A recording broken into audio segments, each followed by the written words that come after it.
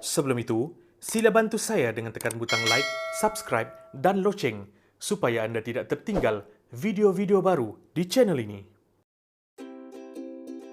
Salam sejahtera. Hari ini kita akan mempelajari pendidikan moral tahun 6, unit 6, Hormati Negara, Rakyat Sejahtera. Jom kita belajar bersama. Baiklah murid-murid, di dalam topik ini kita akan mempelajari cara menghormati negara. Antara cara menghormati negara adalah menghormati Yang di-Pertuan Agong serta menghormati lambang negara. Selain itu, kita juga akan mempelajari cara menghormati lambang negara, rukun negara lambang perpaduan dan bunga raya sebagai lambang kenegaraan. Antara cara menghormati negara ialah dengan menghormati Yang di-Pertuan Agong. Kita perlu menghormati Yang di-Pertuan Agong dengan tidak melakukan perbuatan yang boleh mencemarkan nama baik baginda atau negara. Kita juga perlu menumpahkan taat setia kepada baginda dengan mematuhi peraturan dan undang-undang negara. Gambar berikut menunjukkan Yang di-Pertuan Agong Malaysia yang ke-16. Ke bawah Duli Yang Maha Mulia Al-Sultan Abdullah Riayatuddin Al-Mustafa Billah Shah, Ibni Almarhum Sultan Haji Ahmad Shah Al-Musta'in Billah dan Raja Permaisuri Agong Tunku Hajah Azizah Aminah Maimunah Iskandariah, Ibni Almarhum Sultan Iskandar. Selain itu, kita juga perlu menghormati lambang negara. Kita perlu menghormati lambang negara seperti bendera jalur gemilang, bunga raya, lagu negaraku, rukun negara dan jata negara.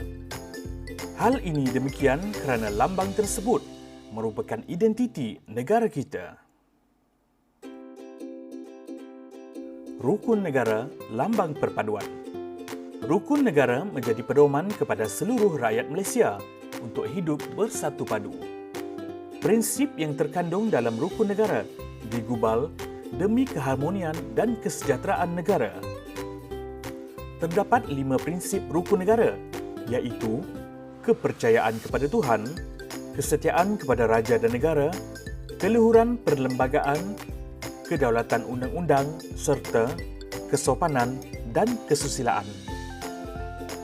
Bagi prinsip yang pertama iaitu kepercayaan kepada Tuhan, kita hendaklah menghormati rukun negara dengan menerima agama Islam sebagai agama rasmi persekutuan serta menghormati agama dan kepercayaan pelbagai kaum. Bagi prinsip rukun negara yang kedua iaitu kesetiaan kepada raja dan negara, kita perlu menghormati Yang di-Pertuan Agong sebagai ketua negara serta menumpahkan taat setia kepada raja dan negara.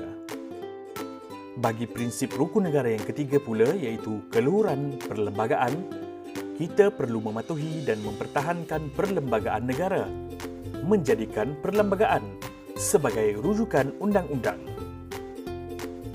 Seterusnya, bagi prinsip rukun negara yang keempat iaitu kedaulatan undang-undang, kita hendaklah menerima dan mematuhi undang-undang negara.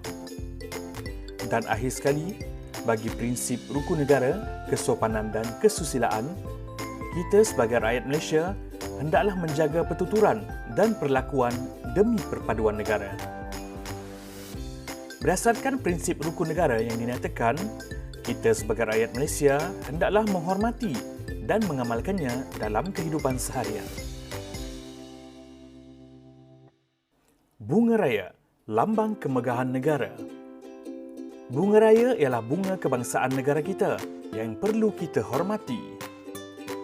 Oleh sebab bunga raya merupakan lambang kemegahan negara, simbol bunga raya telah digunakan secara meluas pada peringkat negara seperti yang berikut.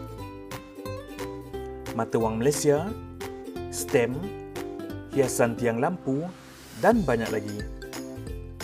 Kamu boleh menghormati bunga raya sebagai lambang negara dengan cara berikut: menggunakan simbol bunga raya sebagai hiasan serta menghasilkan pelbagai barangan dengan menggunakan simbol bunga raya secara kreatif. Baiklah murid-murid, kita telah sampai ke penghujung pelajaran. Sebagai kesimpulan, kita hendaklah menghormati negara dengan menghormati Yang di-Pertuan Agong, mematuhi undang-undang, menghormati lambang negara serta mengamalkan 5 prinsip rukun negara supaya kita dapat hidup aman dan damai di negara Malaysia yang bertuah ini. Sehingga kita bertemu lagi pada pelajaran yang akan datang. Sekian, jumpa lagi.